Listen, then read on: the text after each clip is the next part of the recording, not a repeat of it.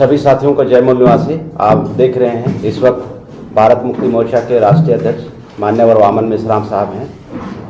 Sir, आपसे एक सवाल है। जब लोगों को ईवीएम का ई बोलना नहीं आता था, उस वक्त आप जब ईवीएम के बारे में पूरे देश भर में जागरण करते थे, जागृति देते थे, उस समय लोगों को विश्वास नहीं होता था।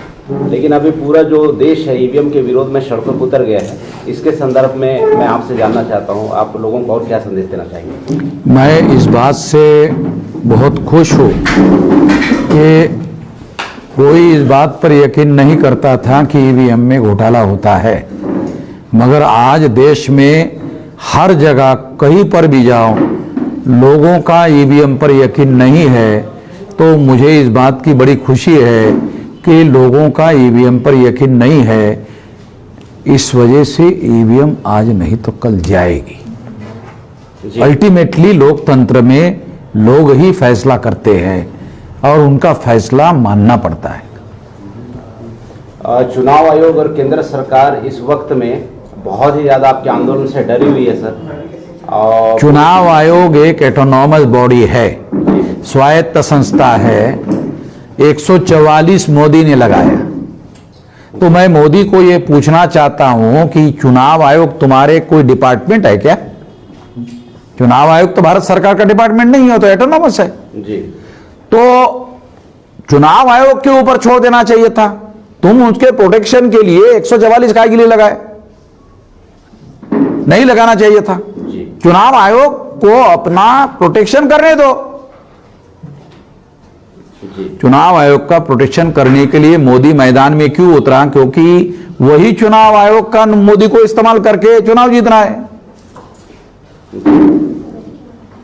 और सर, अभी जो बहुत सारे जो संगठन हैं जो आइसोलेशन में ईवीएम का विरोध कर रहा है, ये भारत मुक्ति मोर्चा के आंदोलन में इनकी जो भूमिका है किस तरह से हो सकती है? उन सभी लोगों को मेरा निमंत्रण है, वो दिल्ली में आ जाएं। हम सभी लोग अगर चाहते हैं वास्तव में ईवीएम हट जानी चाहिए, तो अपना झंडा, डंडा, बैनर लेके सब आगे हो जाओ। जरूरी नहीं है कि हमारे ही अकेले संगठन का बैनर होना चाहिए। ईवीएम हटना चाहिए। सारे समाज के लोग ऐसा सोचते हैं तो इकट्ठा आकर करे जी। हमारे आंदोलन में अपना झंडा, डंडा, बैनर लेकर आते हैं तो हमें एतराज नहीं है जी। और अपने नेतृत्व में आ जाओ जी। और बहुत सारे जो संगठन के लोग हैं सर, ईवीएम के विरोध 31 तारीख के लिए सोशल मीडिया में भी ट्रेंड हो रहा है, चल रहा है।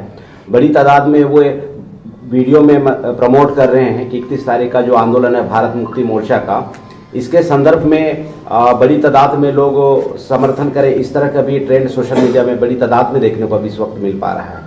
सोशल मीडिया के लोग हमारे इस आंदोलन को प्रिंट मीडिया और इलेक्ट्रॉनिक मीडिया के मुकाबले ज्यादा साथ सहयोग और समर्थन कर रहे हैं। मैं उनका तहे दिल से धन्यवाद ज्ञापन करता हूं, क्योंकि आज के तारीख का सबसे बड़ा दुनिया का मीडिया सोशल मीडिया है जी। क्योंकि ये जनता के हाथ में है जी। ये जो अखबार निकलते हैं उद्योगपतियों के हाथ में है, ये चैनल जो है उद्योगपतियों के हाथ में है जी। मगर सोशल मीडिया, आप उद्योगपति तो हो नहीं मगर मीडिया चला रहे हो कि नहीं? जी बिल्कुल सर, चला रहा हूं मैं। हाँ, तो समाज के हाथ में है, इसीलिए उसका नाम ही है सोशल मीडिया। उसका नाम ही है सोशल मीडिया, क्योंकि समाज के हाथ में है जी। असल में सोशल मीडिया ने लोकतंत्र को मजबूत करने का काम किया। आम आदमी के हाथ में सूचना का तंत्र दे दिया जी। सर, ऐसा तो नहीं कहा जा सकता है कि ईवीएम के 31 तारीख का आंदोलन को काउंटर करने के लिए और ये जो अतिक्रमण की जो भूमि है, जो साकेत बहुत विरासत है, इसका जो अभी 22 तारीख को जो हुआ कार्यक्रम, इसका डायरेक्ट कनेक्शन ईवीएम से आप किस तरह के देख पा रहे हैं?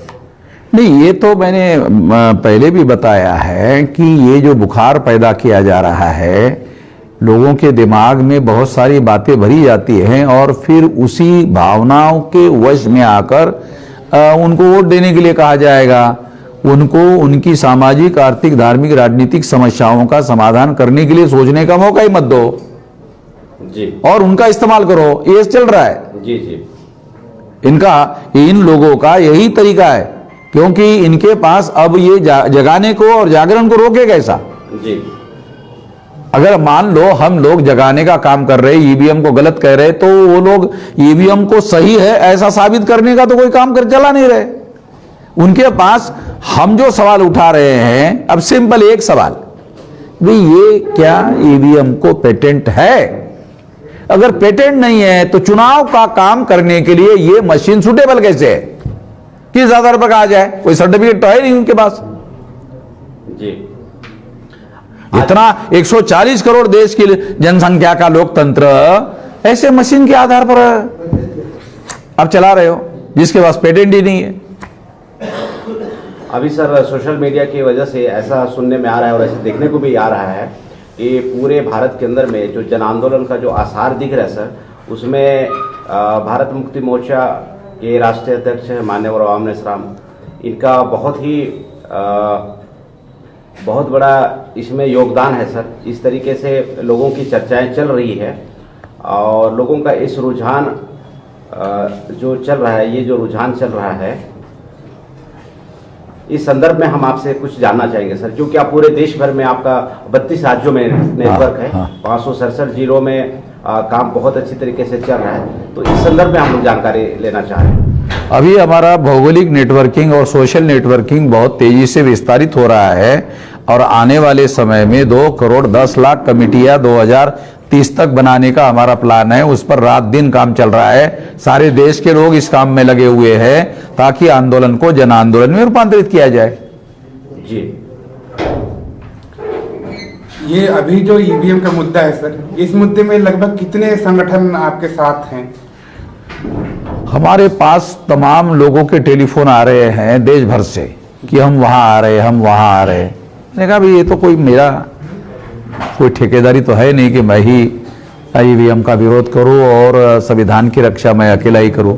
सारी समाज की भी जिम्मेदारी है। ईवीएम से अगर आपका वोट चुरा लेता है तो फिर आपके पास बचेगा क्या? आपके पास तो कुछ बचेगा नहीं। तो ये सभी की लड़ाई है।